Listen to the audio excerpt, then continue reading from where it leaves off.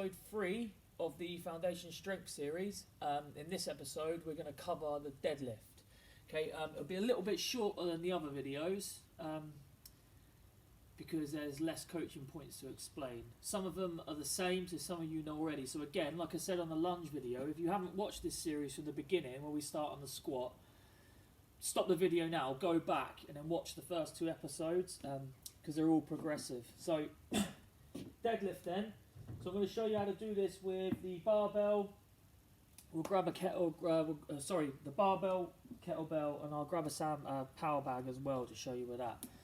So first thing you want to start off with in this, exactly the same as when we was doing the squat and the lunge, is your feet position. Yeah, but it's a tiny bit different with the deadlift. You want to have your feet as parallel as you can. So remember when we was on the squat video and I said lean back onto your heels and then squeeze your glutes and it'll turn your toes out. Forget that on this movement. Yeah, so you want to have your feet pretty much as parallel as you can. Yeah, this will give you a nice base platform to come through with what's called a hip hinge, which I'm going to move on to in a minute. As well as this, you don't want to have your feet too wide. If you start with your feet really, really wide on this, you start doing what's called a sumo deadlift, which is this movement, which is a variation of the deadlift, which we're not going to cover. So I'm just going to show you the bog standard way of lifting something from A to B from the floor. So again, when you sit up, just get into the habit. I'd say about shoulder width apart, feet as parallel as you can, toes forward. Sweet. So like I said, the hip hinge is the movement that we want to incorporate into this as much as possible. Again, there's a common theme. It's all about getting these glutes firing, yeah? Mainly for injury prevention, get you moving properly. If any of you work in office buildings and you do health and safety at work training, or you watched The Office when it was on TV, I remember the health and safety training with Gareth Keenan, where they tell you to pick a box up by squatting down like this, and then picking the box up. I want you to try and forget about that for this video, or at least while you're trying to do deadlift, yeah? Because what we want to incorporate is your glutes more than anything. And how we're going to do that is by what's called a hip hinge, yeah? So start with your feet shoulder width apart, and all I want you to do is take your fingers, just place them above your hip, and get used to this habit of putting your bum backwards. So I've got the fence behind me, so I want to try and touch my bum on the fence, yeah? Try and get my chest parallel to the floor. So a hip hinge will look like this. Fingers in here, and all you're going to do is just break at the hips into this position, and you'll feel your hamstrings and your glutes go tight. So again, so from there, fingers in, all you're going to do, push your bum backwards. When you get down to the floor as well, again, use that 50-pound note analogy, squeeze it in between them shoulder blades, yeah? Imagine you're doing a skydive, yeah? Skydiving position like this, that's where you want to be. Get your chest nice and high, squeeze your shoulder blades together. So again then, so feet shoulder width apart, they're grounded, toes are forward, and all I'm going to do is just force my bum backwards, like so. Like this. And that's the position that you want to be in. If you need to, pause the video, go stand in front of a mirror and then get this down. It's important that you get used to doing this movement. Unfortunately, you've probably got muscle memory already where you just pick stuff up from A to B, or you do the squat deadlift. It's all about training your body to move better, yeah? To move in a different way. So the more you can just practice this sort of thing, just doing your hip hinge, the easier it is. And then we'll incorporate this as well when we come onto the kettlebell swing on one of the later videos. So, how are we going to pick a weight up then? So I'll start front on first, guys. So obviously this barbell is quite small. If you were doing this in the gym with Olympic plates, the bar would be a bit higher off the floor.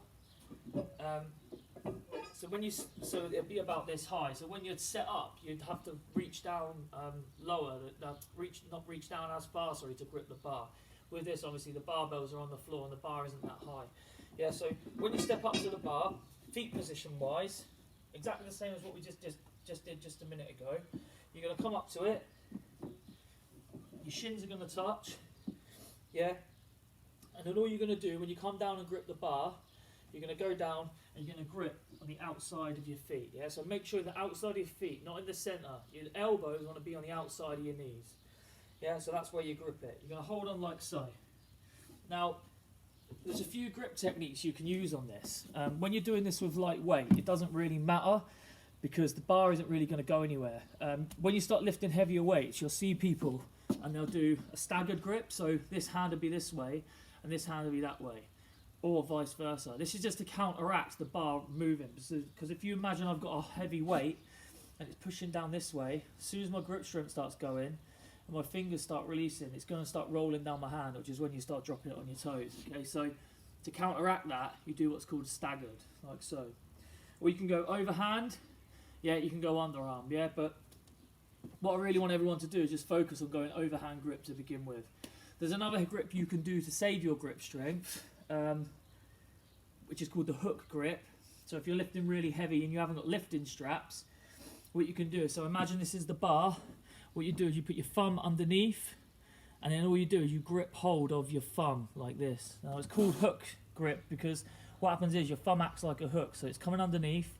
When you grip hold of it, it's taking it off your forearm and your thumb's taking all the weight. But that's just a bit more advanced grip for you guys, which you can maybe try in your own time. But for now, just today, we're just going to focus on the overhand grip.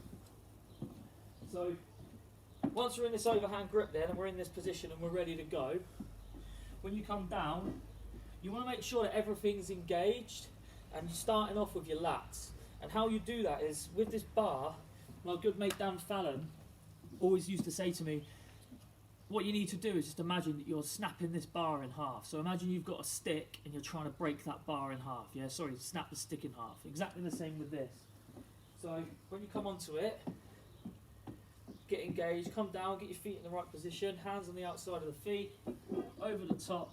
And all you're going to do is imagine you're snapping that in half.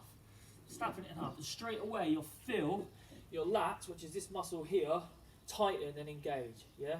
So from there, snap the bar in half, head up, yeah? So at the moment my chest is parallel to the floor.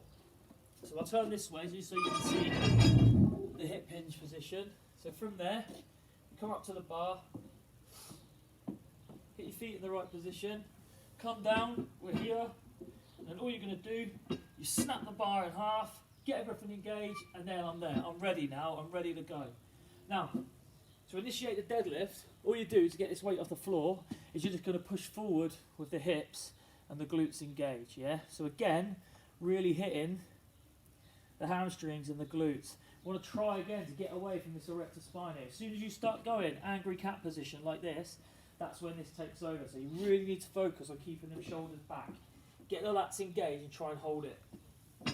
Again, in these periods when we're trying to work out at home and we've only got light weights, obviously in the gym you'd be banging loads of weight on when you're doing deadlift. You'd be trying to get one rep max of 200 plus, yeah? While we're at home doing this, it's really important, like, because it's a light weight, to get the most out of it, you need to try and make this to feel as heavy as you possibly can. So make it feel like it's 10 times heavier than what it is. And how you do that is just keep everything engaged while you're lifting and do it nice and slow and controlled, yeah? Which is what I'm going to show you how to do now. So when you come onto it, feet just shoulder width apart, hands on the outside of the bar. Again, imagine you're snapping the bar in half. You're there, and then you'll notice straight away, right, so I'm in this position, I'm ready to go. So from there, I'm going to keep everything engaged, and I'm going to come up off the ground, through with the hips at the top, and then when I come back down to the floor again, so the eccentric movement, especially with a lighter weight, is really important, so it needs to be slow. And then my bum is going to go backwards again, and I'm just going to initiate that hip hinge to get the bar to go down. So it's on the floor, and again, up. Squeeze the glutes at the top, back down. Keeping them lats engaged, keeping that chest back, and that chest up, them shoulders back. There. There. And you'll notice the bar, again like the squat and the split squat and the lunge, is going down in one straight line pretty much. What you don't want to be doing is this sort of thing. So coming down, and then the bar going round your knees, doing that C shape, yeah? So to counteract that, you need to make your bum go backwards to give clearance for it to get past your knees. So from there, hip hinge, down to the ground, down to the ground, down to the ground, there, up, push forward, yeah? And you'll feel this massively in your glutes and your hammies. Your glutes and your hammies will be screaming, providing you do this properly and you get the hip hinge in. With a kettlebell,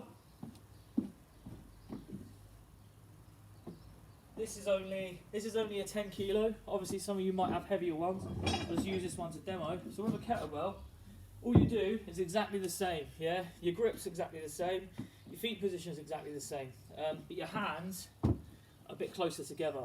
Again, imagine you're snapping this kettlebell's handle in half, yeah?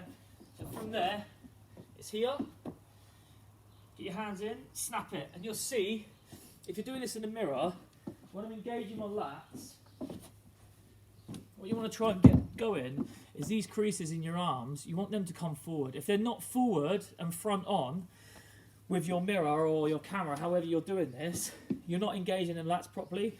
So if you watch, so I'm not engaged here, I'm not engaged, but bang, I'm engaged, yeah? So from there, it's engaged. And then you're up, and then you're back down to the floor again, yeah? Up, back down to the floor. I won't bother getting a power bag up because it's pretty much self-explanatory. If you're just picking it, hold it however you want. If you've got horizontal handles or the vertical handles, that's absolutely fine. It's just always focus on that hip hinge, yeah? Get the chest parallel to the floor. So from there, up to the top, pushing forward. I told you it was going to be a bit of a shorter video, but it's just that hip hinge, for me it's second nature because I've been doing it for so long, but it's something that I encourage you, honestly, really, really practice it. The more you practice it, the more you get that muscle memory. The idea of this as well is to get you moving better, not just during your fitness classes and your boot camps and in the gym, it's getting you moving better in your day-to-day life. Those of you that are out and about with your dogs, out and about with your kids, I'm not expecting you to say when your kid falls off the sofa or falls off something on the park or you need to pick your dog up, I'm not expecting you to go up and say, oh God, what was Dan saying on that video again that you put on the COVID page? Oh yeah, my back position needs to be this. It needs to, you'll go over and you'll pick your kid up or you'll pick your dog up, but it'll work automatically and you'll just be doing it. So it's building that muscle memory to get you doing it properly to avoid injury, because as soon as you start picking things up off the floor like this, that's when we start getting the curvature in the spine, and then we start pulling that lower back, yeah, and then it writes you off for a few days, especially when you get older. Again, I hope everyone's learnt something from this. If you've got any questions, again, pop them in the comments or just send me a message. Next week we'll do the overhead press, so look forward to that one. Have a good day, guys, and I'll see you soon.